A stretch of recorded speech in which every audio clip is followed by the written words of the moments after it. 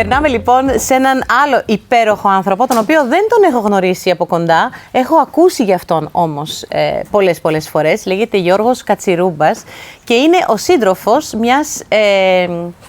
ξεκίνησε σαν πελάτησα και έγινε φίλη. Είναι ο σύντροφος της Χριστίνας. Η Χριστίνα λοιπόν μου έχει μιλήσει με τόσο όμορφα λόγια για αυτόν τον άντρα και επειδή έχω μία τάση να έχω μία μεγαλύτερη συμπάθεια στους άντρες, γιατί θεωρώ ότι τους αδικούμε λίγο οι γυναίκες που είμαστε έτσι στην τρέλα και τους κατηγορούμε τις περισσότερες φορές για τα πάντα, ενώ εκείνοι δεν έχουν ιδέα για το τι συμβαίνει κιόλας. Ο Γιώργος πλέον είναι ένας άνθρωπος ο οποίος έχει έρθει να επιβεβαιώσει αυτά που λέω και που λέμε αρκετές γυναίκες βέβαια, πάλι καλά. Ότι ένας άντρας είναι ένα στήριγμα, ότι μπορεί να στηρίξει τον σύντροφό του, ότι μπορεί να είναι εκεί κατά τη διάρκεια μιας μεγάλης ασθένειας και ότι μπορεί να είναι απλά σαν άνθρωπος δίπλα σε άνθρωπο από τη στιγμή που την έχει επιλέξει και είναι και μαζί.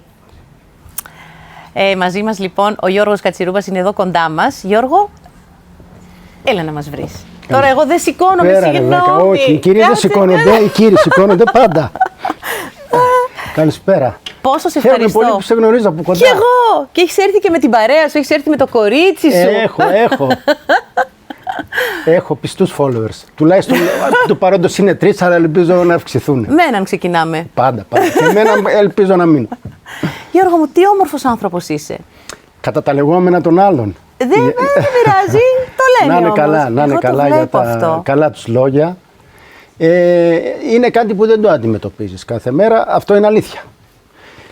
Αυτό που βοήθησε, γιατί καταλαβαίνω ότι αυτό είναι το ζητούμενο, να μεταλαμπαδεύσουμε αυτή τη μικρή εμπειρία που έχουμε σε άλλους ανθρώπους που είτε το βιώνουν, είτε θα το βιώσουν μακριά από όλους βέβαια, αλλά τουλάχιστον ας ακούσουν δύο πράγματα να είναι προετοιμασμένοι. Βοηθήσανε δύο παράγοντες.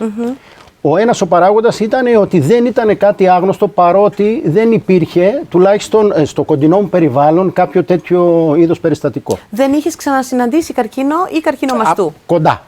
Στο κοντινό μου περιβάλλον το άκουγα, αλλά δεν ήταν τόσο κοντά να το βιώσω. Αλλά από την πληροφόρηση όλο αυτό τον καιρό, το θετικό είναι ότι στο πίσω μέρος του μυαλού μου ήξερα, ως ένας αδαΐσος προς το αντικείμενο το επιστημονικό, ότι είναι κάτι το οποίο μπορούμε να το αντιμετωπίσουμε. Ωραία. Είναι αυτό που ουσιαστικά αντιμετωπίζουμε οι άντρες, φαντάζομαι, για να μπορώ να κάνω έτσι ένα παραλληλισμό, με τον καρκίνο του προστάτη. Κάποτε θα τρομάζαμε όλοι στο άκουσμα αυτού, τώρα ξέρουμε ότι είναι κάτι το οποίο μπορεί να αντιμετωπιστεί.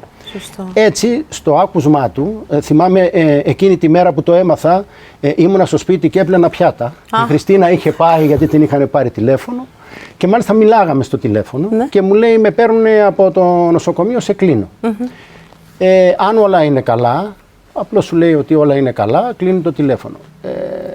Δυστυχώς άργησε να με πάρει, οπότε και εγώ είχα αρχίσει, ξέρεις, να ανησυχώ. Όταν με πήρε μου είπε η Χριστίνα ότι δεν ήταν κάτι καλό και πρέπει να το δούμε. Εντάξει, λέω οκ, προσπάθησα να είμαι κι εγώ ψύχρεμος, δεν ήξερα τι θα αντιμετωπίσω και στο πρώτο άκουσμα κανείς δεν ξέρει τι θα αντιμετωπίσει μέχρι που θα φτάσει. Να το δούμε, να το ψάξουμε κτλ. Εμείς το πήγαμε all the way up. Κάναμε και τις επεμβάσεις μας, προχωρήσαμε. Και τις φυσιοθεραπείες σας. Τα πάντα. Αυτό είναι το ένα που βοήθησε για να μπορέσουμε να το πάρουμε πιο ψύχρεμα το πράγμα. Το άλλο ήταν η ίδια η Χριστίνα, γιατί οι πρωταγωνιστές στο αυτό το έργο είναι οι γυναίκες. Εμείς είμαστε κομπάρσι. Απλώς έτυχε και περνάγαμε από το σκηνικό και μας είπαν, περίμενε, θα παίξεις και εσύ για λίγο. Η Χριστίνα λοιπόν το αντιμετώπισε και αυτή πολύ ψύχρεμα, με λογική. Έτσι βοήθησε και εμένα, δεν υπήρξε πανικός. Γνώρισα και ένα καταπληκτικό ιατρικό team. Δεν ξέρω αν πρέπει να πούμε τα ονόματά τους. Ό,τι θέλετε, εδώ λέμε τα πάντα. Ναι, ήταν το team του κυρίου Ξεπαπαδάκη με την κυρία Κοντογιάννη, μια εκπληκτική ογκολόγος, η κυρία Καριοπούλου. Γνώρισα ανθρώπους, όχι επιστήμονες. Και οφείλω να σου πω ότι είτε λέγεται η ιατρική επιστημονική κοινότητα, είτε γενικότερα στην κοινωνία και τις μέρες που ζούμε, είχα αρχίσει και απογοητευόμουν λίγο με τους ανθρώπους. Ίσως γιατί το κακό ακούγεται πιο εύκολα και πιο βροντερά από τα καλά. Σωστά. Πραγματικά, πιστέψτε με, υπάρχουν άνθρωποι εκεί. Όπως και εσείς, και αυτό που κάνετε και σας τιμά, και συγκινούμε. Το ξέρω, μωρέ, είναι λίγο δύσκολο. Ναι, ναι. Πραγματικά υπάρχουν άνθρωποι, υπάρχουν επιστήμονες που προσπαθούν και αυτό στην ατυχία μας ήμουν πολύ τυχερός που το βίωσα και το βιώνω. Από την άλλη βέβαια προσπαθώ να είμαι αισιόδοξος άνθρωπος. Ξεκίνησα να βλέπω τα πράγματα αισιόδοξα. Παλιότερα δεν ήμουν έτσι. Ήμουν πιο απεσιόδοξος. Ναι. Ναι. Κάποια στιγμή λοιπόν σε νεαρότερη ηλικία κάτι συζήταγα με τον πατέρα μου, του λέω είμαι άτυχος, και μου είπε το εξής. Εσύ είσαι άτυχος, μου λέει, στα τόσα εκατομμύρια σπερματοζωάρια κατάφερες να περάσεις εσύ και μου λες ότι είσαι άτυχος. Εξαιρετικό. Ξέρετε, καμιά φορά όσο μεγαλώνουν οι άνθρωποι έχουν μια σοφία πρακτική. Λοιπόν, και ξεκίνησα να βλέπω αισιόδοξα τα πράγματα. Και ευεπιστώ να συνεχίσουν να είναι έτσι. Το κλειδί τώρα στο σημείο που βρισκόμαστε είναι ότι δεν έχουμε αλλάξει κάτι από την προηγούμενη μας ζωή. Κάνουμε ακριβώς τα ίδια πράγματα. Αφήνω τη Χριστίνα ουσιαστικά να πει αυτό που θέλει, όταν θέλει, να κάνει αυτό που θέλει όταν θέλει. Ζητάω και εγώ τα δικά μου πράγματα και νομίζω ότι όταν είναι εν παραλίλω συμφωνούμε, βγαίνουν. Αλλιώς δεν πιέζω την κατάσταση. Θες να έρθω μαζί? Έρχομαι.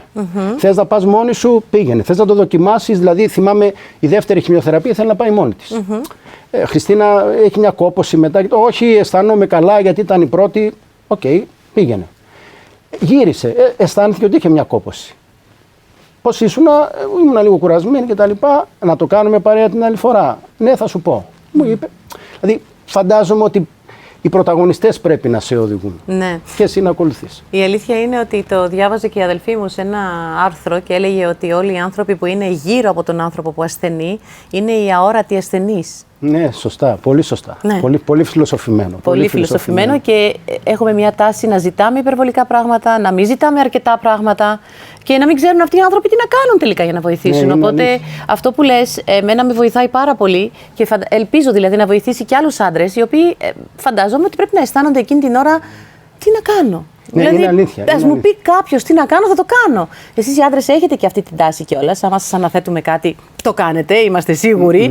Οπότε το μόνο που χρειάζεται, νομίζω, αν μπορώ τουλάχιστον εγώ να περάσω αυτό το μήνυμα, είναι να το ζητήσουμε από τον άνθρωπο. Σωστό. Άμα δεν το ζητήσουμε, πού να ξέρει κι αυτός τι να κάνει. Έτσι. Ή να ζητήσουμε μια βοήθεια από ένα ειδικό. Επίσης, αν δούμε ότι δεν πάει έτσι όπως πρέπει, ότι δημιουργούνται προβλήματα, δεν είναι ταμπού.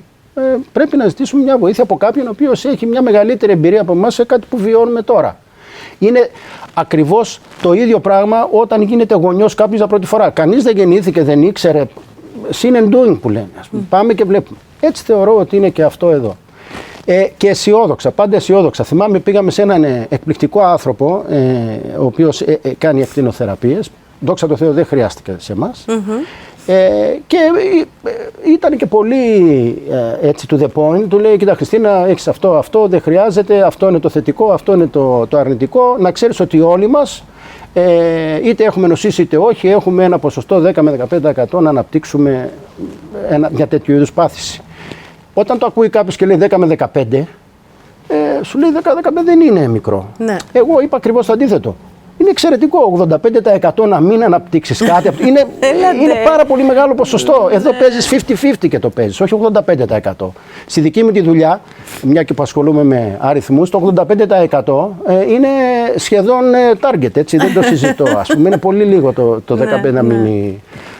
Οπότε, έτσι, του να συνοψίσω, αυτό που κατάλαβα είναι ότι πρέπει να ακολουθείς τον πρωταγωνιστή, να είσαι εκεί. Εμείς είχαμε επίσης ένα καλό και ένα κακό. Ήμασταν ένα χρόνο μαζί. Αυτό είναι και το μαγικό, δηλαδή. Και λέω μαγικό γιατί ήσουν εκεί, αποφάσισες ότι θα παραμείνεις. Ποτέ δεν μου πέρασε από το μυαλό ότι επειδή είναι ένας χρόνος θα φύγω. Αποφάσισε και η Χριστίνα ότι θα παραμείνει σε αυτή τη σχέση, γιατί πολλές φορές οι γυναίκες επιλέγουν να φύγουν και να αποδεσμεύσουν τον άντρα. Και καλά, έχουμε μια τάση να. Εντάξει, και να ήθελε να φύγει, εγώ ήξερα που μένει, οπότε δεν θα μπορούσε να κρυφτεί. Δεν γινόταν να κρυφτεί. Ούτως ή άλλως. Το ήξερα, θα έπρεπε να κρυφτεί, αλλά μετά ήξερα που είναι και ο γιατρός, θα την έβρισκα ούτως ή άλλως. Και αυτό είναι και καλό και κακό. Είναι κακό γιατί έρχεται ένας άνθρωπος με όνειρα για κάποιον άλλον και πολύ γρήγορα υπάρχει ένα σοβαρό ή ένα μικρό πρόβλημα, δες το πως θες, Ναι. το ποτήρι μισογεμάτο γιατί να το μισοάδιο. Αλλά στον χρόνο δεν έχω προλάβει να το χορτάσω, οπότε είναι ανικανοποίητο. Αφήστε που την κυνηγάω εδώ και 30 χρόνια από την παιδική της ηλικία και τα κατάφερα πριν 1,5-2 χρόνια, οπότε και πολλά 30 χρόνια για ένα χρόνο να φύγω. Σε αυτό ήμουν τυχερός. Και επίσης μπορώ να πω ότι εκτός από όλο αυτό το επιστημονικό προσωπικό που γνώρισα από τον μεγαλύτερο μέχρι τον τελευταίο, υπάρχουν και άλλοι άντρες σαν και εμένα. Αχ, δόξα τω Θεώ, ναι, υπάρχουν. Γνώρισα ανθρώπους, καθόντουσαν δίπλα στις συζύγους τους, στις γυναίκες τους, στις αδερφές τους ακόμα, γιατί μπορεί αυτή η ασθένεια να σε βρει χωρίς να έχεις κάποιο σύντροφο, που τους φροντίζανε, ήταν δίπλα να πάμε, να έρθουμε. Άρα υπάρχει και αισιοδοξία. Βέβαια. Υπάρχουν και άνθρωποι, υπάρχουν και άντρες και νομίζω ότι αυτή είναι η υποστήριξη που μπορεί να κάνει κάποιος. Τι θα ήθελες να πεις σε έναν άντρα που μόλις αυτή τη στιγμή ακούει αυτό το νέο για τη σύντροφό του? Να περιμένει, Ναι. να ακούσει πραγματικά τι συμβαίνει και ποιες είναι οι εναλλακτικές και ποιες είναι οι λύσεις. Γιατί το πρώτο άκουσμα μέχρι την τελική του έκβαση είναι πάρα πολύ μακριά. Οπότε ας μην απογοητευόμαστε με το πρώτο άκουσμα. Είναι μία ασθένεια η οποία θεραπεύεται. Είναι πολύ μικρό το ποσοστό το 15 όπως είπαμε. Έτσι. Άκουσα πολύ αισιόδοξα πράγματα από τον προηγούμενο καλεσμένο σας γιατρό. Και βλέπετε ότι συμβαίνουν πράγματα. Εχθές χάσαμε ένα πολύ μεγάλο αθλητή. Δηλαδή όχι έχεις καρκίνο, αλλά έχω μια σπάνια ασθένεια του καρκίνου. Και αυτός ο άνθρωπος πάλι τι μας είπε? Ότι τελικά ήμουνα τυχερός που έζησα παραπάνω και χάρηκα τα παιδιά μου. Έτσι. Άρα και λέω στα παιδιά μου. και στις γυναίκες και στις κυρίες που πάσχουν από αυτό, είναι μια απλή έκβαση στη συγκεκριμένη ασθένεια το συγκεκριμένο σημείο. Και όπως είπε και ένας φίλος μου χειρουργός, ευτυχώς που εκεί δεν υπάρχουν άλλα όργανα ιδιαίτερα που θα μπορούν να μας προβληματίσουν πολύ όπως είναι σε κάποιο άλλο μέρος του σώματος. Ή εγώ θέλω να ακούω θετικά ή όντως πραγματικά υπάρχουν θετικά πράγματα. Υπάρχουν θετικά και θέλουμε να τα πούμε. Έτσι είναι. Και επίσης έκανα και μία ερώτηση, γιατί όλο το άγχος φαντάζομαι και εγώ να το είχα, είναι και το προσδόκιμο. Θα ξαναεμφανιστεί και αν εμφανιστεί πώς και τι και τα λοιπά. Άρα η ερώτηση που έκανα, η ερώτηση του εκατομμυρίου σε έναν γιατρό, μη μου πεις εάν εμφανίζεται ξανά. Πες μου, υπάρχουν περιστατικά που το εμφανίσανε και ζήσανε χρόνια, γεράσανε, είδανε τα εγγόνια τους και φύγαν από μια άλλη ασθένεια? Και η απάντηση ήταν βεβαίως. Οπότε εγώ δεν πρόκειται να κάτσω επάνω και να δω το μικρό στατιστικό δείγμα που λέει ότι υπάρχουν και κάποιοι άλλοι που το ξαναεμφανίσανε. Και όπως λέω στην Κριστίνα, όταν μαζεύεστε και κάνετε χημειοθεραπεία, φαίνεστε πολλοί. Όταν βγούμε έξω και πάμε στην Κηφισίας, θα βρίσκουμε έναν και θα ψάχνουμε τον επόμενο, ο οποίος έχει βιώσει αυτό το πρόβλημα. Άρα εξαρτάται από το, πώς λέμε στα οικονομικά, από το benchmark, από πού αρχίζεις και μετράς. Έτσι. Να πούμε βέβαια με όλο αυτό που μας λες ότι είναι όλα θέμα απόφασης, δηλαδή για να μην τυχόν και πούνε οι άνθρωποι που μας βλέπουν ότι εγώ πήγα και βρήκα αυτόν τον έναν. Όχι, δεν είναι σπάνιο το είδος τόσο πολύ. Να πούμε ότι είναι θέμα απόφασης. Δηλαδή το θετικό και η ευτυχία είναι μπροστά μας. Εμείς καλούμαστε να διαλέξουμε αυτό ή εκείνο. Έτσι δεν είναι? Βεβαίως. Και από απόφαση είστε σήμερα μαζί. Η Χριστίνα είναι καλά. Η Χριστίνα είναι εξαιρετικά. Ναι, γιατί πήγατε και διακοπές μαζί. Έμαθα, όλα τα έμαθα. Ναι, κούκλα και το έχει βιώσει. Δεν έχει αλλάξει το πρόσωπό της. Είναι μια θεά, ήταν πάντα δηλαδή. Ναι, μα γι' αυτό 30 χρόνια εγώ περίμενα. Σε καταλαβαίνω. Τρομερό γραμμάτιο, δεν υπάρχει. Οπότε νομίζω ότι εξοφλήθη και θα πληρώνεται για πολλά χρόνια ακόμα. Χαίρομαι. Να ζήσεις σε αυτά τα 30 χρόνια που κυνηγούσες, τώρα μπροστά σου τα έχεις. Ναι, βέβαια. Να περάσετε πάρα τουλάχιστον πολύ όμορφα. Εγώ υπολογίζω άλλα 50, τουλάχιστον. Ναι. Βέβαια. Γιατί και το προσδόκιμο δεν θα πάμε 100 και κάτι θα το καταφέρουμε. Είμαι σίγουρος. Σε ευχαριστώ πάρα πολύ που ήσουν εδώ μαζί μας. Σε ευχαριστώ που προσέχεις τη φίλη μου. Σαν τα μάτια. Και να σε προσέχει και εκείνη, θέλω τώρα και πια που εμείς σε ευχαριστούμε γνώρισα. πάρα πολύ και πραγματικά συγχαρητήρια Ευχαριστούμε για αυτό πολύ. που κάνεις, γιατί θα μπορούσες να είσαι απλώς ένας άνθρωπος που κάνει τη δουλειά του. Αυτό εδώ όλο, γιατί πίστεψέ με, κάνω αρκετές παρουσιάσεις λόγω δουλειάς, δεν είναι απλό. Ευχαριστώ. Και πάλι σου δίνω τα συγχαρητήριά μου και να ευχαριστήσω όλους αυτούς τους ανθρώπους Μπράβο, που ναι. πολεμάνε γι' αυτό. Μπράβο. Ευχαριστώ πάρα πολύ. Να είσαι καλά. Ευχαριστώ πολύ.